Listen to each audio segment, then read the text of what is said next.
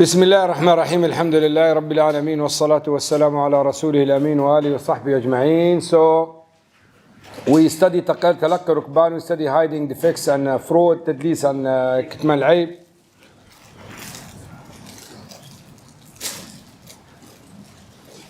So now we have بيع المسترسل. All these are examples of ظلم. بيع المسترسل is someone who comes to you and he says to you, I want to buy this laptop, and he does not know how much it costs in the market. So he will be depending on your advice. So you say to him, this is the price of this in the market is 1,000 dinars. So he'll buy it according to your advice. Then he finds out that this is not the price. You cheated him. You didn't tell him the truth. So these type of people who are not clever, they don't know how to find the price, then they call it بيع المسترسل. So this is a ظلم, and this type of contract, give him the chance to, it's suspended. Let me finish this and then ask, we finish the slide, then we open the door for the questions. Najash, you know Najash, an auction for example, when some people sells something in the auction, sometimes they make an agreement, hidden agreement with some people to come and just raise the prices. They're not buying it. So this laptop is for 100, 120, and he's saying 150. He doesn't want to buy. He just raises the price. So this is deceiving and cheating, and it's haram. It's dhulm. It's dhulm because you are causing damage to other people. Forced sale. Someone is forced to sell. If he was forced unjustly, then it's haram. It's dhulm. But if he's forced justly, it's permissible. Like who can be forced to sell? You have given the loan. Bankrupt person, for example, the judge can force him to sell his house to pay the people. So in this case, it's permissible. Otherwise, not. Monopoly is ihtikar. You know, it is when someone get everything from the market and hold it until the price goes up. Is this permissible or haram? It depends. Oh yes, I forgot this. So it depends. If this is a food, if the good is food, and it's needed, it's not available in the market, and he's holding it for the purpose of raising the price, then it's haram. Some scholars add another condition, and they say it should be received by him through a bay', sales, not as inheritance or a gift. If he inherited this or gift, he can keep it, he can raise the price, it's up to him. But a bay', then he can't do this. But the correct is, whether it's bay' or inheritance, if this affects the market and raises the prices up, then it's not permissible. Okay, if someone make ihtikar, monopoly on luxury product, like for example, some type of sweets or drinks that is not needed, is this haram? This is not haram, because this is not something that people need in their daily life. It's luxury. So he can do this, no problem. Khalas, bismillah, you can ask your questions. Bismillah. Yes, Akhi, you start. So I have two questions actually. Ask. So the first one is, in India, in conventional banks, we have this thing called Sharia program. It's a mutual fund actually. So in the Sharia plan, it's like they will invest in Islamic, companies that comply with Sharia law. Sharia compliant, yeah? Yeah. But like when we look at the data, it looks like it has been manipulated. So what is the ruling on? Try to be specific. How did you know that it's manipulated? Or like the prices, it has increased. How? After signing the contract, the prices... No, by looking at the past data. I mean, is it someone who's professional who looked at it, or just ordinary people? Ordinary. Yeah, I mean, you can't rely on their understanding. These issues are very complicated. And I've experienced this myself. Many people, they say, oh, we checked this and I think it's haram. No, if a professional person who's specialist in this field, yes, you can rely on what he said. But if he's not specialist, you can't just rely on what they say, you know. Because at the end of the day, those people who are appointed to be a Sharia boards there, they are more knowledgeable than ordinary people. So You can't just accuse an organization of not Sharia compliant because of some information from ordinary people. Like when you go to a hospital, you can't just accept a claim that this hospital is bad and the doctors are bad from one ordinary person has any case with them. So I just want you to be careful about this, but I can't give you any advice if I don't know the case specifically, what is happening, so I can advise you what to do. Second question? That's it. 2 questions, 2 in 1? No, yeah. No, he's got a priority to ask. Because he's closely. No, he bringing questions from upstairs. They never ask, maskins. Sisters are just listening, they didn't ask, so they have the priority to ask. Can you repeat the question? Yeah. Is phone swap halal? Sorry? Is phone swap halal? Phone swap, halal. So is phone swap halal? Now I'm expecting you to answer. Is phone swap halal? Huh? Yes. Why is halal? This one is iPhone, this one is Samsung. iPhone for iPhone. 15 plus. Same color. Brand new. No riba? Sure. MashaAllah, become faqih, wallah. Yes, sir, it's true. It's okay. You just exchange a commodity, which is halal. There's no riba involved. So there is no problem, yeah. And loan on recharge card. Loan? On recharge card. It depends. Usually recharge card is involved riba. But it depends. If it's from Islamic bank, I don't think they will call it recharge charge card. They will call it a credit card. But I don't know. It depends on the card. All the cards has different. Debit is different from credit from charge card. So it depends. But generally speaking, if it is from Islamic bank, usually it's based on halal contract. But I need to see. To see which card she's talking about or which the bank she's talking about, so I can tell her it's halal or not. But generally speaking, a charge card involves riba, but in Islamic bank, they do it in Islamic way. Sheikh, there's an online question. Should you take them? Let him finish. You finish? Khalas. Yes, go ahead, akhi. There are a few of them.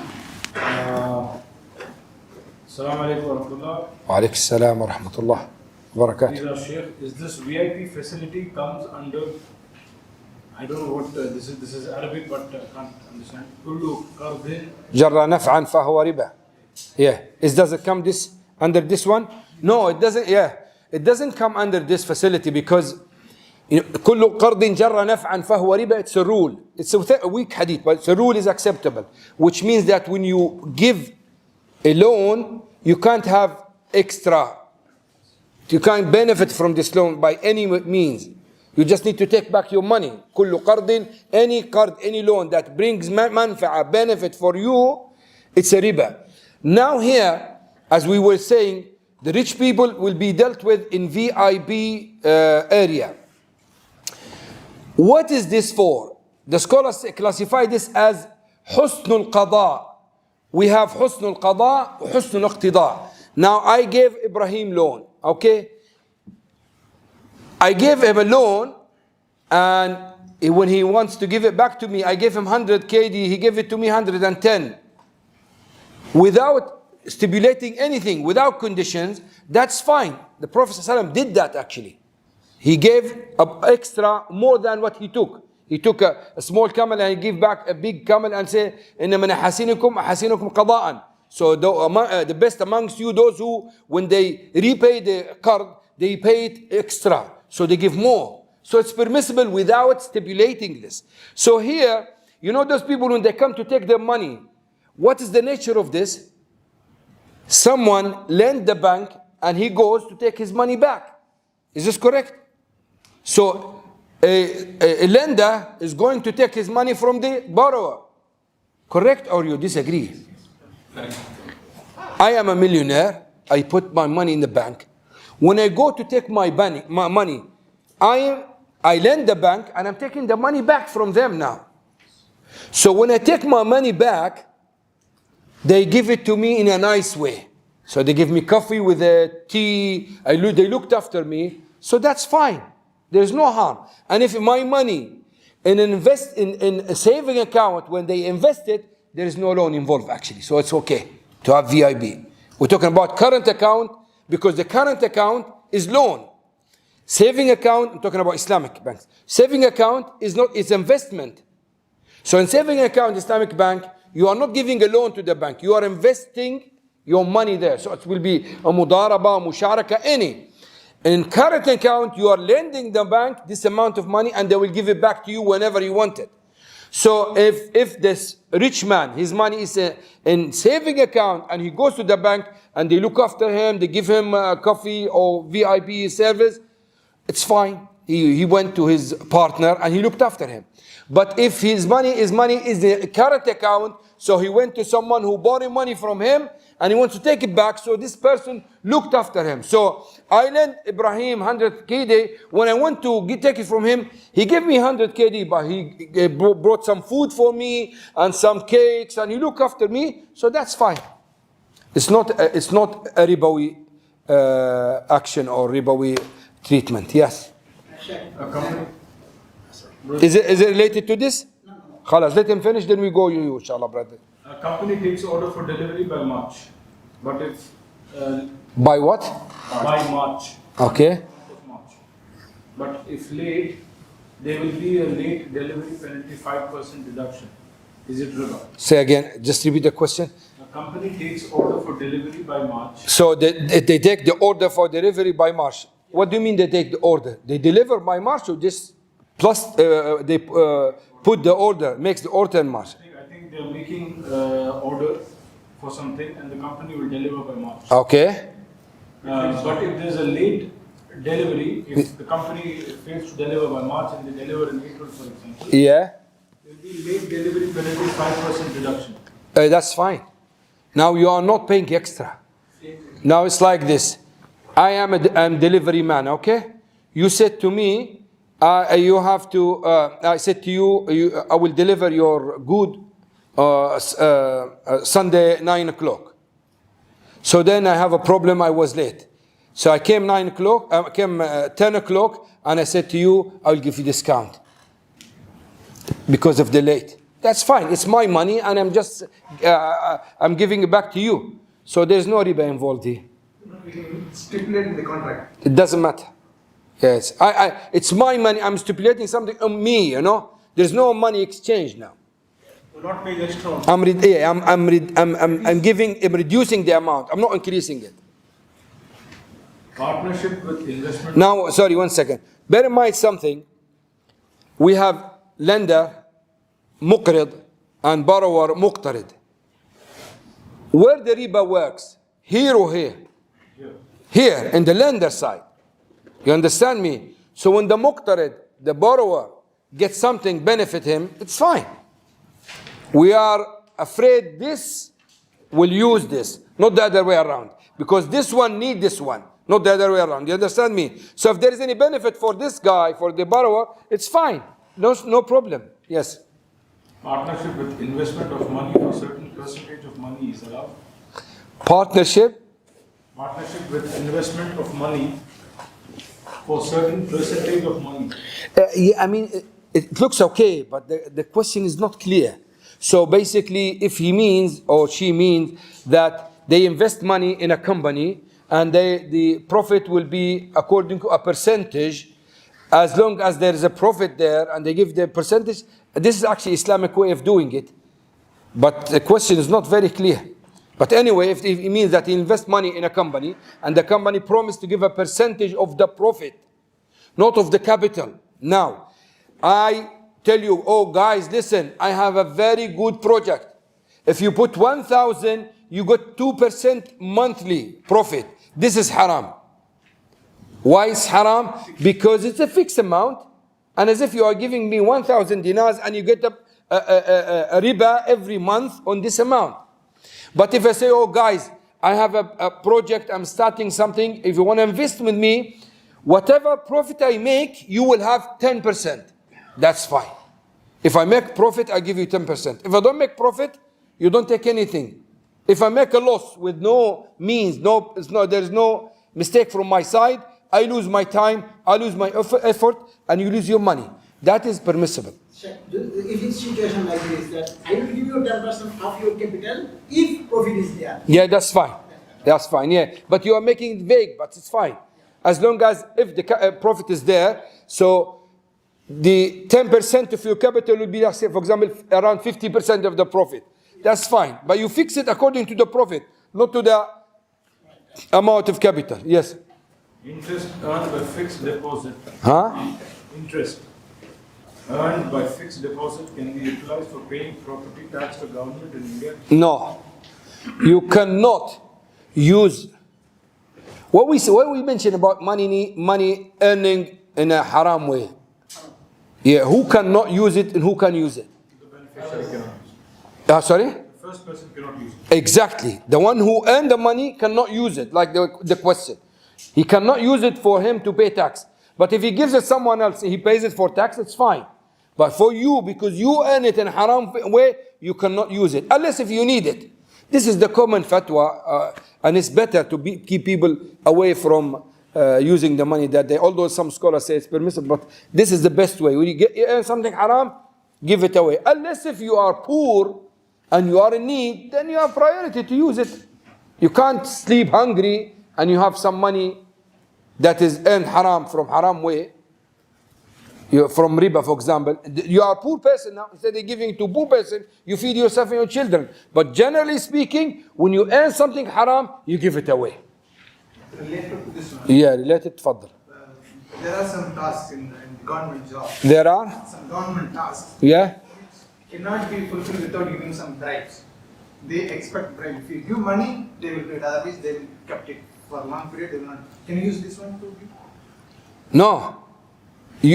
You cannot use the money that you earn from haram to protect your money. Not protecting. Sure. Because giving bribe itself is Using wrong. haram for haram. Right. Yeah, that's what I'm telling you. You didn't get it now. You cannot use the money. Now, when you give this bribe, what will happen? You're protecting your money, isn't it? You're saving your money. Not my money. You're supposed to give tax. Not tax. Huh? Even if I pay this money or my money, If you don't pay this bribe, what will happen? he will not process, do my job. Sorry? He will not do my job. So you're benefiting yourself. Yes. Yes. Khalas, I told you, the earn haram money, you cannot benefit from it. You give it to someone else. Do you understand this? Unless if you are in a need situation, and then necessity, this is another case. So I have interest, money, I have to get rid of it. Give it to poor people, give it to masjid, any. But if I have, as I said to you, interest money, and I am hungry, I have no money, no food for me and family, of course I will eat it instead of giving it. But now I'm taking it as a poor person, not as someone who earns haram and eat haram. Because we told him to get rid of it. So what he will do, he will give it to poor person. He's already poor, he's hungry. So he's got the priority to eat and fill up his stomach and his children before anybody else. But generally speaking, when you earn something haram, you give it away. The local organizers take 5 kd per person. The local, Organizers yeah? take 5 kd per person and organize sports events to conduct the tournament. The winner will take the prize. Is it halal? I didn't understand it. The different teams participating, for example, in a tournament, Yeah? and every team is paying 5 kd. So then, The winner of the tournament takes all the winner of what? the tournament. Of the matches. Of the final. And it's a football matches or something like this? So would they pay 5, 5, 5? Each team pays 5. Okay. The winner will take all of the. The money, yeah. Part. Huh? Not all, maybe part. This entry fees will keep the money. The rest that our price will go to only the Takes the prizes. No, there is difference between all and part. Now, fees. It says. yeah, let's say we make 4 teams, and every team will pay 5 kd, and we play football. Whoever wins, they will get the 20 kd. Is this halal? I want to listen to you, fuqaha. What do you think? Think about. We have Sheikh said gambling. We're looking for another Sheikh to disagree with him. Come on, it's coming. We repeated twice in different language, 3 times. So what do you think? He said gambling. Why you say gambling, Mubin? Because it's uncertain. The winning is not uncertain. How? Because when they pay, they are not sure whether they are winning or not. Yeah. Your answer is correct, because they lose 5 dinar and they might get it back and they might get nothing. So what is lottery? You pay and you don't know you get something or not. It doesn't matter small or large amount, as long as the principle is there, it's gambling. So if you are paying and then you don't know whether you get it or not, it's gambling. So this way it's haram. You can't have it. But if I say to you, oh guys, make 4 teams, however, when I will give him a prize, it's fine. Someone else outside the circle, that's fine. But if the players, the competitors themselves pay towards this competition, then it becomes gambling. What if this money is used for organizing the event itself? And It's not a prize now. That's fine then. Talking about prizes. Sorry? The question is, the organizer correct the money? Yeah. It's not the players, it's No, they donate, but the organizer collect the money, but they pay. The players or the teams pay, but the organizer take the money and do it. So the payer is the competitor. They pay the money. So it's gambling. If the organizer is doing it from his pocket, that's fine then. But this case, it's gambling. but if it is with an intention to win the match and get the 20 KD, if there are 4 teams, then it would be gambling, right? I mean, if their intention is... It doesn't matter as long as they pay the money and they don't know whether they pay 5 KD and there's a chance for them to make 20 and there's a chance they lose everything. This is gambling. This is gambling. So, Huh? Related to this? Related to this? Previous question. Huh? Previous. Okay, let's go for this and come back to you. so competition without registration fee, it's allowed. Without fees, not registration, without any fees, it's okay. As long as it's halal and it doesn't create fitna and trouble between the Muslims. Now, football, for example, even if there is no money involved, you see people fighting, people crying, people, some of them like worshipping the players. Some of them, I've seen them, they're making sujood, non-Muslim, making sujood for some players. No normal person, normal Muslim will believe this is okay. But if there's no money involved, that's fine. There'll be like a normal competition. Prophet ﷺ compete with Aisha running twice, radiallahu anha. And without money involving, it's okay. Yes, akhi? In the last question, we dealt that can we give the interest money to someone as a gift?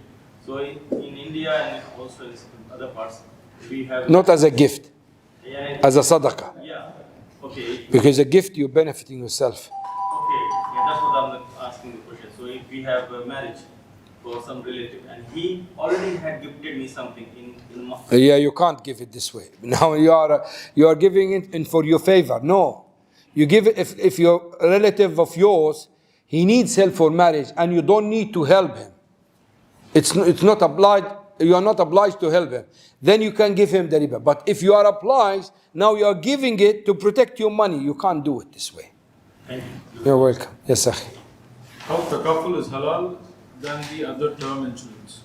And the other? Than the other term insurance. We said the conventional insurance, it's a contract, it's a sale contract between you and the company.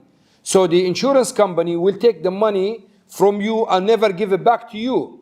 So it's a business contract based on ambiguity. You pay 19 KD, you might get 1,000, you might get nothing.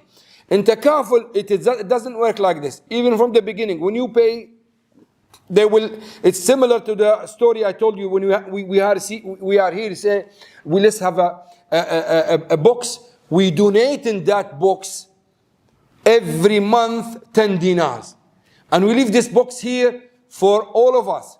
Any one of us needs money help, we will give him from this box. So someone who wants to get married, give him. Someone have a car crash, we give him. It's like this. So it's based on donation. It's not a donation contract. It's based on unilateral contract. It's based on philanthropic contract, not the other one based on sales contract. That's why the takaful one has 3 parties. The one who buy the premium, the customer, and the SPV company that is investing the money, and the pool that have the money, which is the owner of the takaful company. But in the conventional one, you have a company and customer. No one is involved, no investment is involved. You pay towards unknown service. unknown, uncertain service. You might receive it, you might not. But in this one, you're donating towards this purpose, and this money will be benefited, will be invested, and will be benefit the owners of the company. It's long procedures, but the principle is, the conventional one is based on ambiguous contract. The katakaful one is based on tabarru, donation contract. This is the difference. If someone want to get back that donation, is it allowed? Which one? It depends on the terms and conditions. Usually, they don't leave it open like this because they will collapse then. So they put conditions. If they put conditions and you're happy, you stick to it. No problem. How health insurance is halal? We didn't say it's halal. Now, this is the problem. People misunderstand me and then say, Aimen said this. I didn't say it's halal. And you can check all the records. I said when it is subcontracted. When it is subcontracted, it's halal. I remember a sheikh, he was in a prison. Okay? So what happened? It was a Ramadan. And it was a chaotic situation, and people are dying, killing, etc. It's one of the, it was a time of abris, so the situation was very completely lost. So what happened? People start fighting, etc. Some of the prisoners came to this sheikh, said, listen, we can't fast anymore. We are so tired. And we want to run, etc. So we might try to escape. So he said to them, it's better for you to keep your fasting because you might die. So you die fasting. But if you want to break your fast and you cannot carry on fasting, it's permissible because you reach the level of necessity. So then he said, after half an hour, someone came to me and said, fear Allah. I said, what's wrong with you? You tell people to smoke during Ramadan? I said, smoke? You know, they took the fat to break your fast and they go and smoke. He said, you can drink water to protect yourself. So this is what people do with the fatwa. You know, they go and misunderstand it and they will blame us.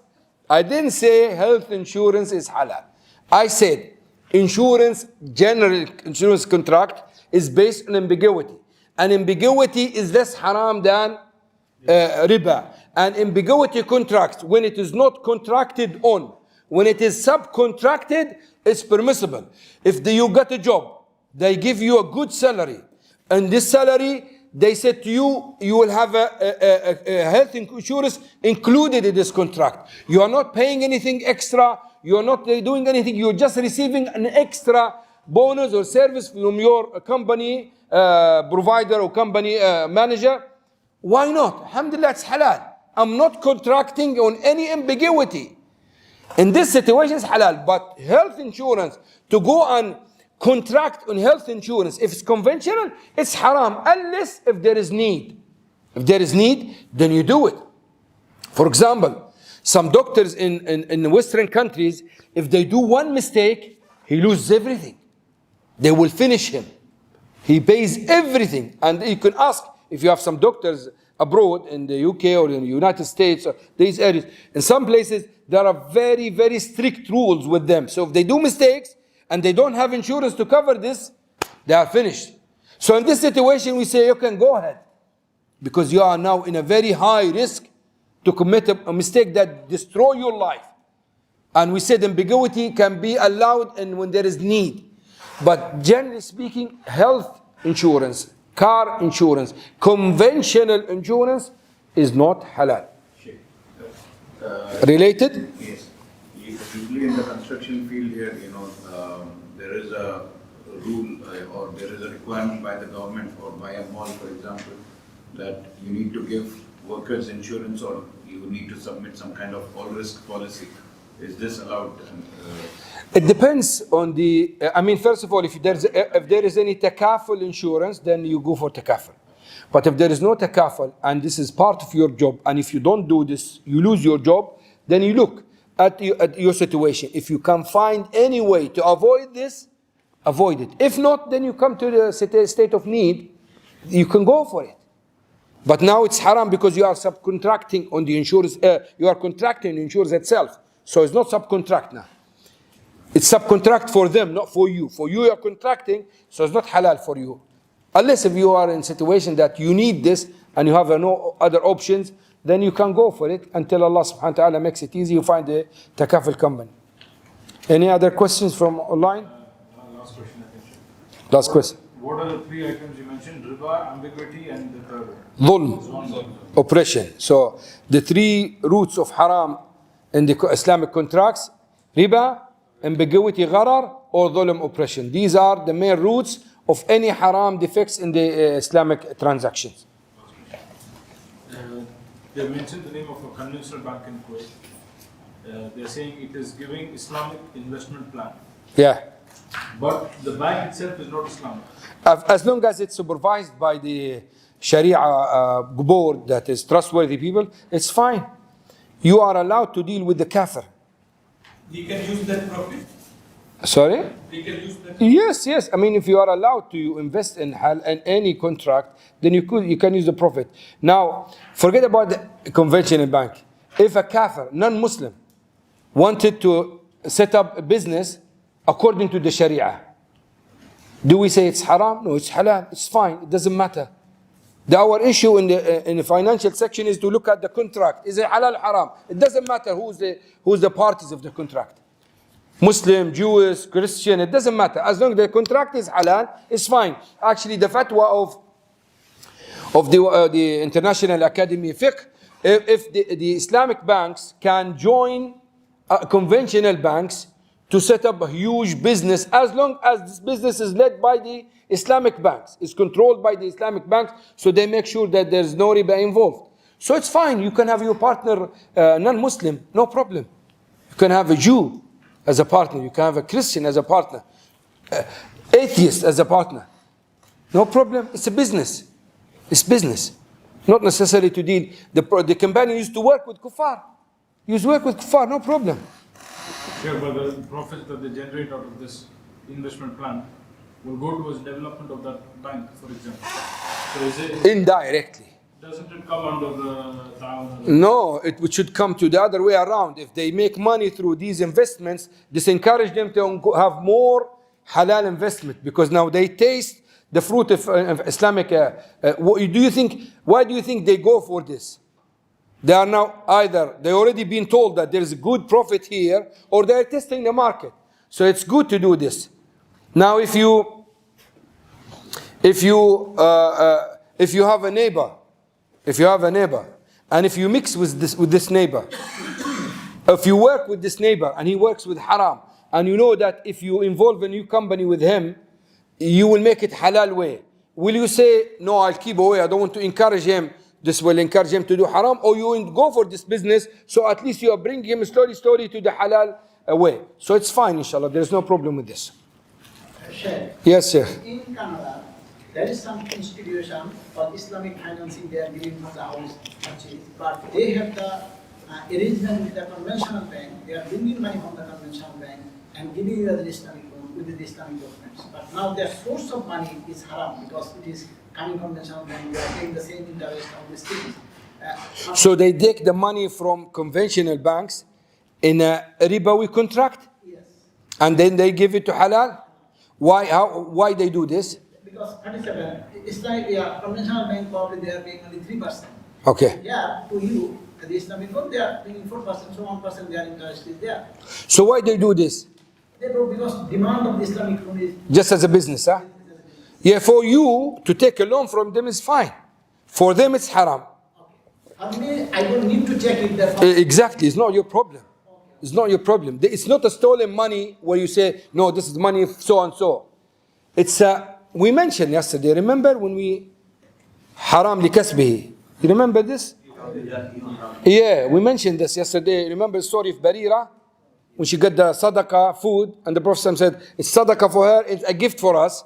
So it's changed now.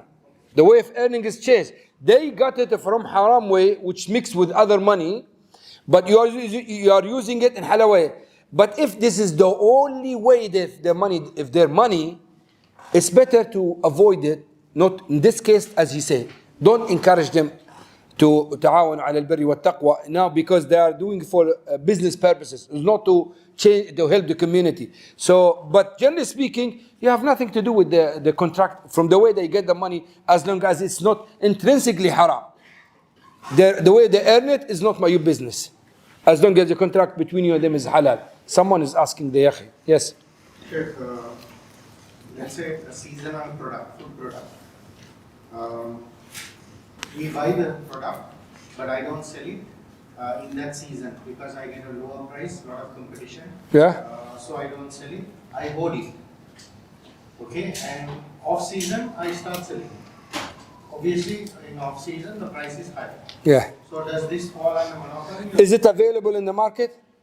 Of course, it's available. Khalas, that's fine. And also, it is not an essential. It's a you said it's fruit, isn't it?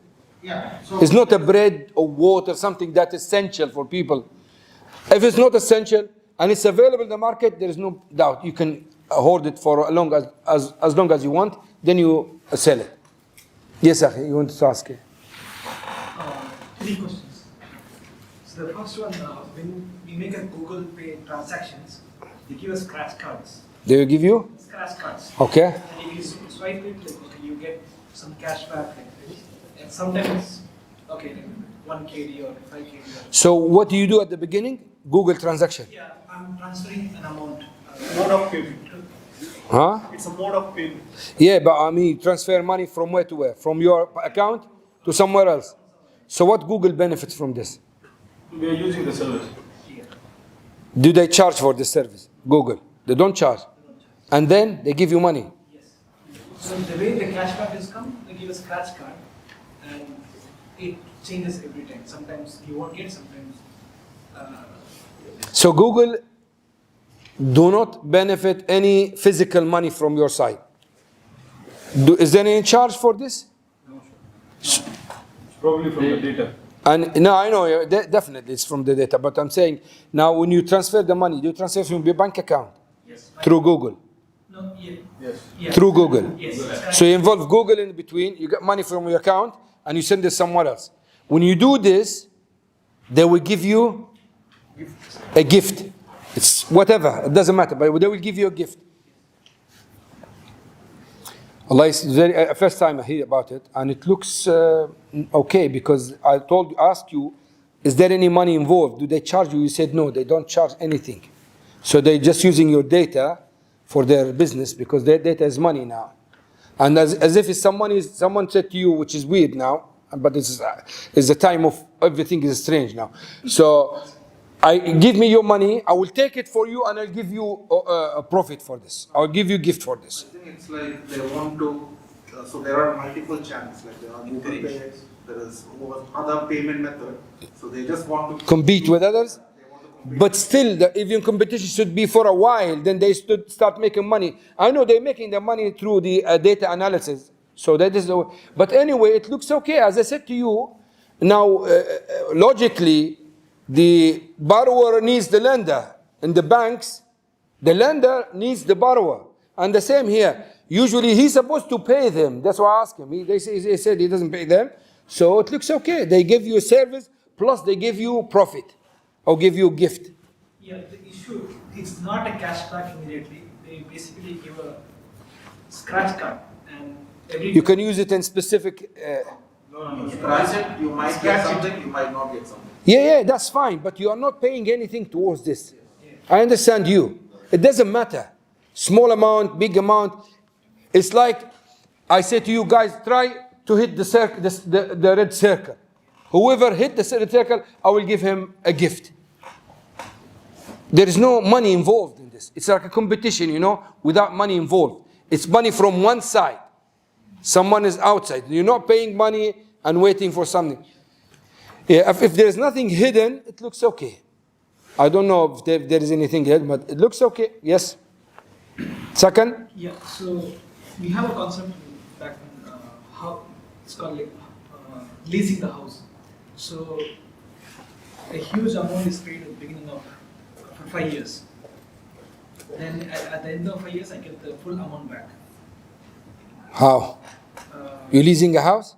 Yes. So there's no rent involved. Like, So what is the lease for then? If There is no rent.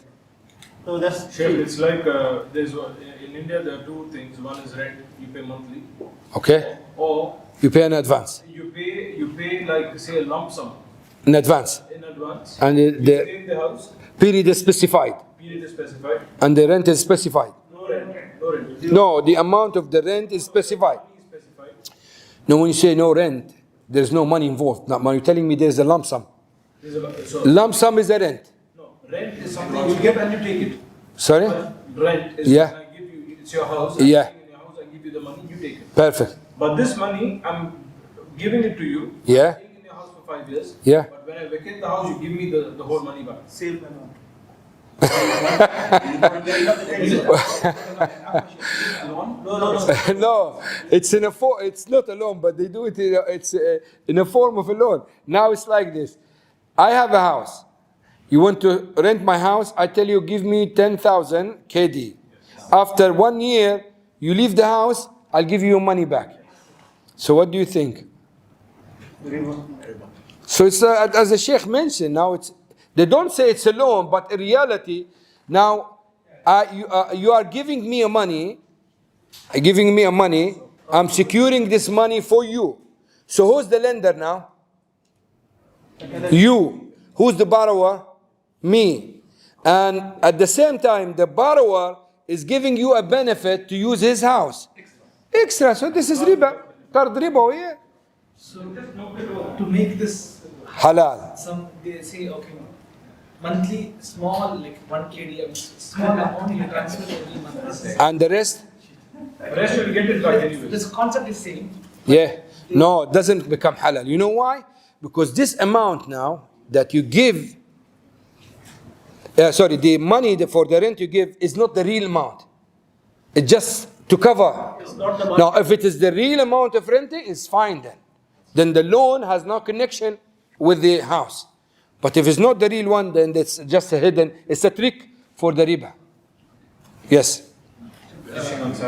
Third question, then we go for the some hadith to check that you become faqih or not. وفي الامتحان يكرم المرء ويهان. Yes. So investing in a company, okay, stock market, for example, company like Apple, the product is halal. So, but it's a yes yesterday. But what if they have taken a loan? Like, So the companies are three types. Pure halal company, they are very few. It's said they are about 2-3%, something like that. Pure halal. When you say pure, they don't even put their money in conventional banks. That's Islamics. Those are very few.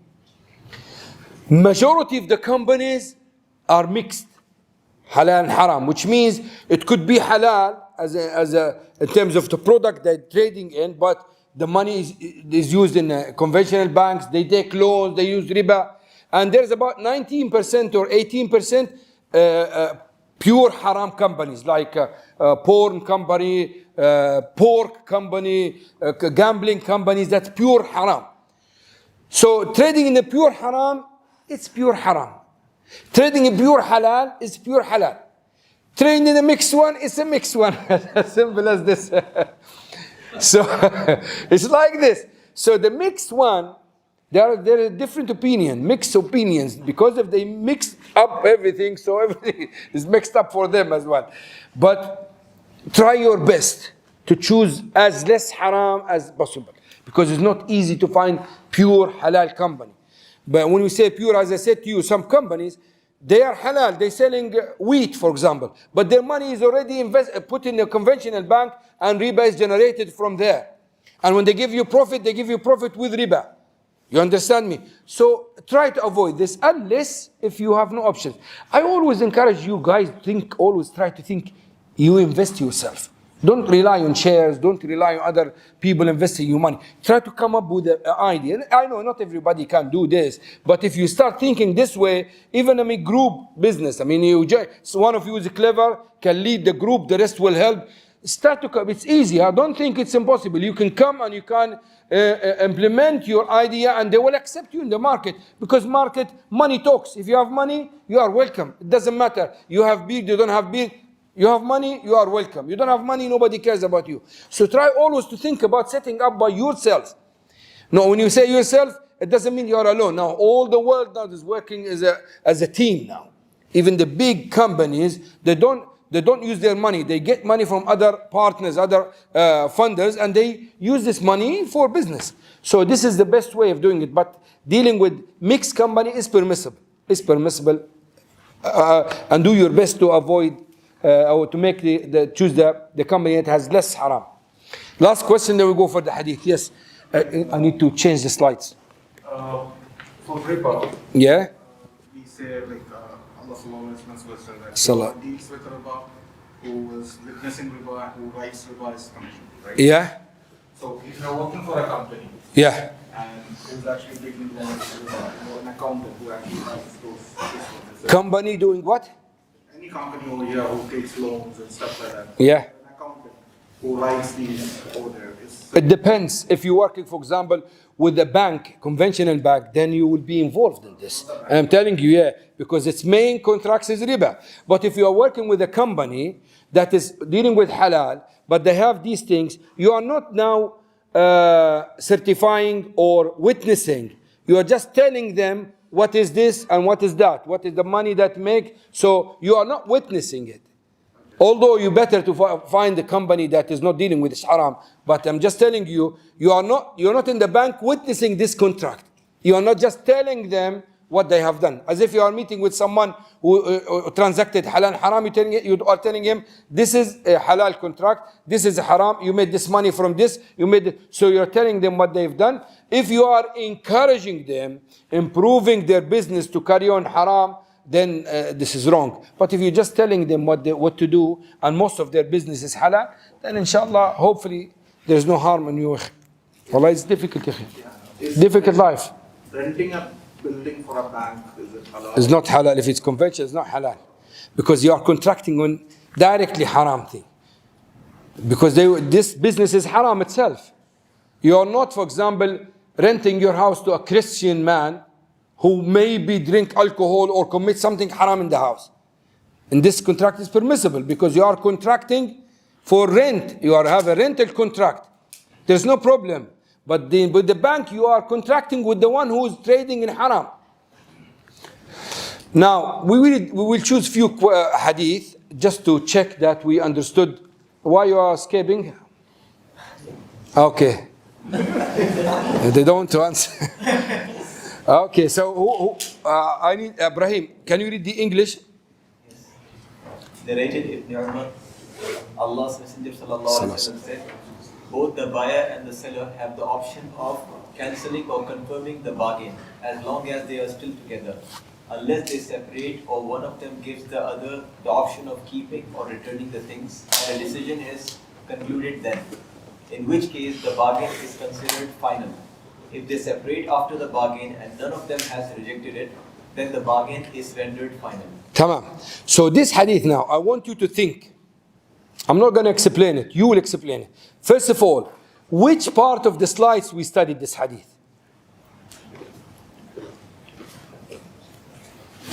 In which part of the course hadith should be studied? You can cheat. You can open the notes. I don't mind. The issue that want you to benefit is not mentioned in the slides, but the idea of the hadith is in the slides. We talked about it. It's a long topic. We spoke about it in maybe half an hour. So what is this? Now what is the said? Both the buyer and the seller have the option of cancelling or confirming the bargain. What is this? Condition, exactly. So الشروط في البيع, الشروط البيع. You remember that one? Conditions of بيع, conditions in بيع. This is one of the proofs of this. So what is this? Conditions of بيع or conditions in بيع? In بيع, exactly. This is not stipulated by Allah. It's for you. You want to buy something and you say, put a condition, give me, it's like suspended bay'ah. So I have 1 week to think. If I want to carry on, I can carry on. Otherwise, I can cancel. So this is a proof for ash-shurutu fil bay'. So you can, the Prophet allowed you to stipulate or to have, to put a condition in the contract. You can cancel or keep the contract. So if someone asks you, what's the proof of shurutu fil bay'? This is one of them, Sahih Bukhari and Muslim. The Prophet ﷺ allowed us to include conditions in the contract that give us the option to carry on or cancel. So this is hadith number 1, okay? Now he said, this is they call it al-khayar. So to have the options, he said in the hadith, as long as they are still together. Still together, the correct opinion that they're still in the same meeting. Okay, still same gathering, majlis, yeah, khiyar al-majlis. If they separate and go, Ibn Umar used to buy, when he finished, they haven't finished talking, he goes out and come back. So to make the bay' done. Because they call this khiyar al-majlis. This one, even without stipulating it in the contract, it's there. So if I'm talking to you, Tanweer, I said to you, you accept this, you said yes, we finish everything, but I'm still here. Then I said to you, listen, I don't want to sell it to you. I can cancel. We could still in the majlis. Okay? But the majlis is different now. It's changed now. You know when you go to buy something online, what is the majlis? He's in Canada. Or you are in Kuwait. There is no one majlis. So majlis here doesn't mean that we should be together. We are in the majlis al-aqd. We are contracting. So you can understand how the life is changed. And when you buy, there is no, do you accept my product? You say yes, no. Approve. You click send or you click buy or something, and just the bottom. So the life changes. Today, when I was recording, I just mentioned a story of Ibn Abi Zayd al-Qayrawani. It shows you how the ijtihad moves and changes. Malikiya prohibited having a dog, unless if it's for hunting or for guarding, hunting, and for the sheep, to look after your sheep. That's it. Ibn Abi Zayd al-Qayrawani, one was of the scholars. In his time, there was unrest in that area, criminals everywhere, and the situation was horrible. His wall collapsed. And so now he doesn't have a door, nothing. So he got a dog to protect his house. So when some Maliki came to him, you see, you are a Maliki scholar, and you're going against Malik opinion, you get a dog. He said, if the Malik alive, he should have a lion, not a dog, because of the situation. So Ibn Abi Zayd is saying, Malik is not with us. If he's with us, saw what is going on, he won't say no. So the ijtihad could change because of the situation. And now here, as I said to you, khiyar al-majlis, it doesn't mean that we have to be seeing each other or sitting next to each other. As long as we are in a position contracting, even between us thousands of kilometers, we are in khiyar al-majlis. Yes. Jump, this is not, okay. Here, read this, ya Mubin, please. It was narrated from Abu Sa'id al-Khudri that the Messenger of Allah forbade it. Yeah? Mulsam forbade Mulamasha. Yeah. Mulamasa. Which means Touching a garment without looking at it. Yeah. And munabada, yeah. which is where one sells his garment to other man by throwing it to him without him checking it or looking at it. Yeah. So mulamasa, you have many pieces of clothes or many garments or many clothes in front of you. So you say, I want this, without looking at it. And munabada, you get a stone or anything, you throw it, whatever it hits, you will buy it for 10 dinars. This is haram. Prophet prohibited this. Why? Certain. MashaAllah. Fuqaha. It's ambiguity. Gharar. So that is a proof for bay' al-gharar. Although bay' al-gharar is mentioned in the hadith. The Prophet ﷺ said, Naha an bay' al-gharar. Prohibited us from ambiguity. But you see now examples of bay' al-gharar. Does it look similar to something we have nowadays, for example? You remember we talked about funfair and shooting? Similar to munabada. You throw something, if it hits a teddy, you get it. If it hits the wall, you get nothing. So similar to it. What is the first one, Sheikh? Can you explain the first one? Which one? Mulamasa, you just touch the thobe, the garment, without knowing it, without seeing it, you just put your finger and say, this one. So you don't know, is it small, big, for girls, for boys, it's something unknown. You just put your finger on this and you buy it. Jahiliyyah at that time, they used to do different type of sales, crazy. But the wisdom behind it is behind prohibiting it is one, which is ambiguity. Now, if you put your hand on something, like I said, mulamsa, which means touching a garment without looking at it. If someone in a textile shop or a factory has many type of garments, and you said, I want this. You don't know how big it is. You don't know the quality of it. And you pay for it. Then you go home, you check it, you find it rubbish. This will lead to problems.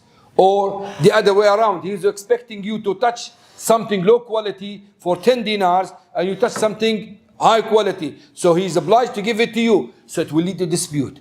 So as long as it's unknown, it's haram. But if you touch it, that means you open it, you check it, then it's permissible. Okay, let's go for this one. Okay, now, okay, you read or Tanweer, one of you with the microphone. You can read it, please. Abu Hurairah radiallahu anhu narrated that the Messenger of Allah sallallahu alaihi wasallam said, "May Allah bless him and grant him peace." Sallallahu alaihi wasallam said, "Do not go out to meet the caravans for trade. Do not bid against each other. Outbidding in order to raise the price, and a townsman must not buy on behalf of a man of the desert. And do not tie up the udders of camels and sheep so that they appear to have a lot of milk. For a person who buys them after that has two resources open to him after he milks them. If he is pleased with them, he keeps them, and if he is displeased with them, he can return them along with a sa of dates." A version by Muslim has, if anyone buys a sheep whose udder has been tied up, he has 3 days in which to decide whether to keep it or not.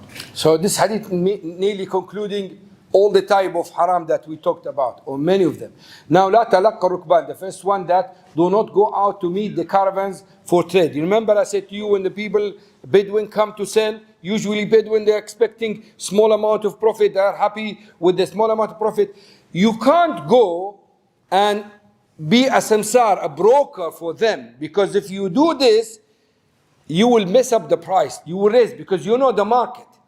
And Allah wants this. Allah wants those easy people, innocent people, ordinary Bedouins, to come to the market and sell cheap, so they make a profit, and suits them in their life there. And at the same time, people will buy here in a low price, so they can put profit, the price still okay. But if one of those people go and meet those caravan and say, no, don't sell it, I will do this in your behalf, and he comes to the market, start fighting, raise the price, he will play with the circle of the business. It was normal, it was very nice, basic Bedouin, accepting small amount, moves to the market, get a profit. No, he messed it up now. He moves with the profit he makes the Bedouin make a profit like the people who in the market, which means the prices will go up. So la talaqqu, okay. Now what is the wisdom behind this? Is it ambiguity or dhulm or riba? Dhulm, exactly, dhulm. This is dhulm. Now the second one, he said, وَلَا يَبِعْ بَعْضُكُمْ عَلَى بَعْض. Do not bid against each other. I am selling this iPhone. Brother Ibrahim wanted to buy it. He's happy. He like it. And he's going to give me 1,000 dinar for it. Then Tanweer jump, say, Ibrahim, I got the same one and I'll sell it cheaper for you, 900. If you go to him before he comes to me, it's fine. But now we finished the contract. So now this is dhulm on me. Alhamdulillah, Allah gave me this rizq now. I'm selling it. I'm not cheating him. But you make the price lower just to get him from me, and this is dhulm. This is not the way of competing in Islam. Khalas, Allah gave me this rizq, say alhamdulillah. You can't jump and spoil this contract. Yes? This is bringing the price down, right? Like if you're bringing that, like in case of auctions, you're bringing. No, auction is different. Auction because it's open for this purpose. You can compete as long as you want to buy it. You're not just raising or lowering the price for no reason. It's fine with auction. But talking about just normal bargain sales. So this is a haram in this way. If I find that you are really cheating him and he's my friend, so then I... Cheating. No, cheating is different. You need to advise him. We're talking about normal buy and sell. You know, in the market, if I'm selling this for 1,000 KD and its value is 700, I want to make 300, and this is what people make. He comes, he knock it down to 800, so he will only make 100 dinars. Just to spoil the contract between him. Now this is haram. And it happens a lot. Many people, they just demolish the market. They finish the market and they make dhulm on all the other colleagues in the market just for the sake of getting the customers. And the townsman, the لا يبيع حاضر must be not buy on behalf of a man of the desert. لا يبيع حاضر oh sorry, وتناجش. Where is it? Outbidding in order to raise the price. Yeah. So also a najish. You remember najish in the auction that someone comes and raises the price for no reason. It just maybe he has got contract or got an agreement with the one who's selling the product and wants to make the price goes up. So what is the wisdom behind this? Dhulm. It's dhulm in there. It's dhulm. And also here you cannot go.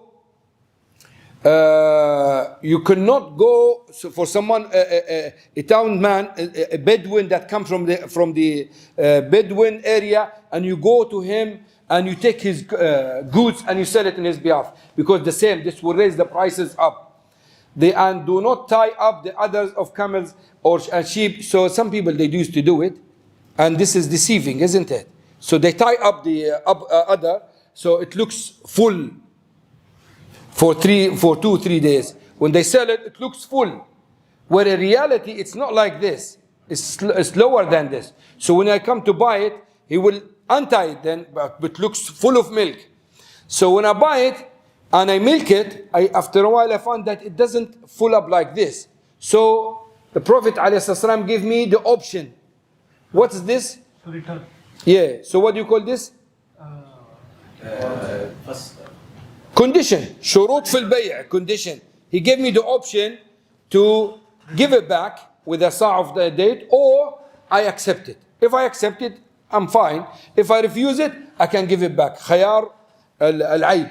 So this is the, remember we told you in the dhulm, if there is a defect, I'm hiding a defect, or I'm doing fraud, at least I'm cleaning and painting my car, it looks new and it's not new. In this situation, you have the khayar, the option to cancel. What's the proof? This is the proof. Proof is here, in front of you. But there is a sa fixed, right? Sorry? Here there is a sa fixed, the return. Yeah, if you, in this one, yeah, you return it with the sa'. But in normal case. No, not like this. Why you give the sa'? Because he milked it. Exactly, yeah. And there's a big issue, different opinion. Some scholars say no, we don't give it anyway, it's a long issue. So this hadith, yeah, Tanweer, Allah Messenger forbade. Messenger sallallahu alayhi wasallam forbade the transaction called habal al-habala. Habl al-habala. Which was one entered into in the Jahiliyyah era, whereby a man bought a she camel which was to be the offspring of a she camel which was still in the mother's womb. Yeah, agreed upon. Na'am bay al-habala. So he comes, you know, this camel in front of him is not pregnant. He will buy, it's pregnant. He will not buy the baby in the boob, he will buy the baby of that baby. So look at them begawiti now. Not even this baby, the baby of this baby. I told you they're crazy. They do some type of trades, it's completely crazy. So the baby of the baby, of course he will get it cheap. And the wisdom is this, when he pays for this, usually he will give it for him for cheap price. Because it's going to come after 1 year, so and I can have the money from now, invest it, etc. So I make profit, and this when it comes, I will give it to him. Either it's alive or dead, whatever. So this is haram. Why it's haram? Huh? Practice on the baby. Yeah, why it's haram? Gharar. Yeah, why it's gharar? Because 2 generations later, we don't know if she'll get a she camel. Yeah, but how you explain this? How you present this? The contract is not on the commodity, but There is a high risk in getting them. delivering the commodity. You don't know whether you'll be able to deliver it or not, because as a seller, you're supposed to deliver the hablul habala, the baby of the baby, and the risk is high to deliver this or not. It could die. Actually, the baby could die. The grandmom could die. The camel itself could die. So the whole family disappear. Yes. So yesterday my brother asked about mangoes for the next season. So does it the hadith related to that? Yeah, it's gharar as well. It's gharar. Yeah. If you waited, you read this hadith now. You read it. Oh, he's got the microphone. Tanweer, you got the microphone? Yes, sir. So read it, akhi. Ibn Umar radiallahu anhu, narrated that the Messenger of Allah sallallahu alaihi wasallam said, sallallahu alaihi wasallam forbade selling fruit until it had started to ripen. He forbade the transaction to both buyer and the seller. Yeah. So the fruits cannot be sold, and it is until it to start ripen, until it comes out and it shows that it's red or yellow. It depends on that. So it shows that it is getting it has like the risk of the losing this fruits is too low, because the fruit is there already and becomes have that type of color. It shows that it's closer from being ready and made. Before that, you cannot sell it. Why you cannot sell it? Because the chance of losing it is high. It's still not there. So this is the reason that this is connected to his question. We talked about mango. Why it's prohibited here? Huh? It's gharar, and also it's dhulm as well. If I buy it and then something happens to it, then it's subhanallah, I'm losing my money. Same one, same question. Okay, now this one, read it, Tanweer, please. Ibn Umar said that Allah's Messenger sallallahu alaihi wasallam forbade muzabana, which means that a man sells the fruit of his garden if it consists of palm trees for dried dates by measure, or if it consists of grapes for raisins by measure, or Muslim has, and if it is corn, he sells it for a measure of corn. He forbade all that. So, what are we talking about here? Which one? Huh? Exactly, riba al-fadl. We talk about riba al-fadl. You sell a date, fresh date, for dry date. Exactly. Now in this situation, what do we need to have? Exactly, 2 conditions: immediate payment and equal. So if you sell it this way, you cannot make sure that it's equal to each other. So this is the riba. Same one here. Now can you read this one, please? Abu Masud al-Ansari said that Allah's Messenger sallallahu alaihi wasallam forbade the price paid for a dog, the hire paid to a prostitute, and the gift given to a soothsayer. Bukhari and Muslim. Yeah, so what is this about? Condition of sale is Conditions of sale. No? What is the condition of sale? forbade the price paid. Huh? Haram item. Yeah, haram items, exactly. Intrinsically haram, which is the al-kalb, dog. Mahar al-baghi, the prostitute gift. What is this?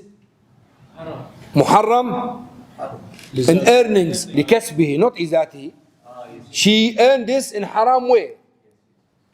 The money is pure, it's halal, the money itself, but she earns it in haram way, and we talked about this. And about the gift of the soothsayer, shirk and haram. Which haram? Earning, exactly, haram and earning. Yeah, so all these we study this. So just to, yes, akhi. Can we trade in cats and dogs? Pets? Is it permissible to trade in cats and dogs? We answered this morning. Oh, you're okay. Cats and dogs. Yeah. Selling dogs is haram. Majority of scholars say any type of dogs is haram. And Abu Hanifa make an exception for dogs that use for hunting or for guarding, because there is a manfa'a benefit in it, so we can trade it. But majority say it's not permissible. The cats, majority say it's not permissible because Prophet ﷺ naha, he prohibited us from selling as-sinnawr, the cats. But scholars, many scholars say sinnawr, he means the wild cats, tigers, lions. But the house cats, this is fine. This is beneficial for the house and it doesn't harm the people, so it's permissible to sell. But always, when it comes to your source of rizq, sustenance, make sure you go for it pure as possible. If it once happened, it's fine. You have a cat and you want to sell it, that's fine. But to have it as a business, I don't advise you to do so. Especially it is rubbish. There's no benefit. And not only this, some people, they go extreme and they start doing something stupid. A beautiful cat for 1,000 KD. Come on, man. And not only this, some people sell goat. And they say, beautiful goat. How can goat be beautiful? With long ears, they say it's nice, beautiful. Subhanallah. Wallah. Some people say eagle. What do you call it? Falcon. Yeah, falcon. For millions. I've seen this myself. Millions they sell it. This is definitely wasting money. So what is why it's the value is billions? So what will happen? You're just waiting for a big cat come and hunt, eat it, and you lost all the millions. Come on. Yes, you can pay for it, but not for this large amount. This is wasting money. This is israf. Camels and horses. Sorry? This happens for camels and horses. Yeah, but camels and horses, they are expensive. They are really expensive. Long time ago. They're not like this. But when they exaggerate, it's the same problem. When they go far like this, there is no point. Now, for example, some camels, they have very nice way of type of milk. So people buy it for this purpose. But there is a limit for the price. You shouldn't go. Usually, when the prices go crazy, you can see people, they just involve this. They do it for sake of showing off and things like this. There's no real transaction involved. Because usually the money is for the value of the product. You're buying, like for example, some cars. I'm not saying it's haram, but I'm saying wasting money. Now when you buy a small car with 2 seats for million dinar, what's the purpose? You are just showing off. It's not because of safety. It's not because of you are using it for, no, just to show that I'm rich man. This is not the way of using the money. Many people will be upset today. Okay, so this one here. Rafi' bin Khadij reported Allah's Messenger sallallahu alaihi wasallam saying, the price paid for a dog is impure, the hire paid to a prostitute is impure, and the earnings of a couple are impure. Now the translation is not pure because he translated khabith impure, and this is according to his understanding. Al-Baghi. Yeah. Now the money of the prostitute is impure. Come on, man, it's pure. He should say it's haram, not impure. Anyway, the price of the kalb is impure. It means that it's haram, not najis. And the prostitute money is haram as well. Now, the kasbul hajjam khabith, the one who works in copying field, khabith, it doesn't mean it's haram. It means it is not a way of making money. It's not the No, it is not the best way of making a profit or business. It's permissible, but it's not the best way of making, and because it involves blood, involves najasa, so it's not the best way of doing it. But if someone wants to do money, work as a hajjam, it's permissible. The Prophet ﷺ paid the hajjam. Someone did copying for him, and he paid him for this. And if it's haram, he would never pay him, ﷺ. But when it comes to good job, it's then you have to choose the better job. Now, for example, those football players, they get paid maybe the best salaries in the world. although this job is rubbish, it's worse than Hajjam. But this is the mentality of the people now. They pay more for rubbish. When you have rubbish service, you get more money. Now look at the TikTokers and the YouTubers and these influencers. The materials or the videos they do, some of them is rubbish, completely rubbish, and they make a lot of money because of the rubbish mentality of the people. We are living in a rubbish mentality time. People think they can pay a lot of money for nothing. For nothing. And when you tell them there are people dying in Africa, okay, inshallah, we'll give you some money. Subhanallah, you paid, subhanallah, thousands for someone was dancing or someone was singing or someone was playing, and you don't pay this, subhanallah, for people dying. وَلَا تُسْأَلُنَّ يَوْمَئِذٍ عَنِ النَّعِيمِ. You will be questioned about your money in the day of judgment. Al-Araya. Basically, this is Araya. Read the hadith before I explain it. It was narrated from Zayd ibn Thabit and we'll stop here, inshallah. Khalas. that the Messenger of Allah sallallahu alaihi wasallam granted a concession allowing Araya sales by estimation. He gave permission, he gave permission regarding Araya, for it is sale in which the household buys its fruit on the basis of a calculation of what the dates would be when dry. Yet they could eat them fresh from the tree. Khalas. Now we finish it here. Now this Araya, which type of prohibitions we're talking about here? Space.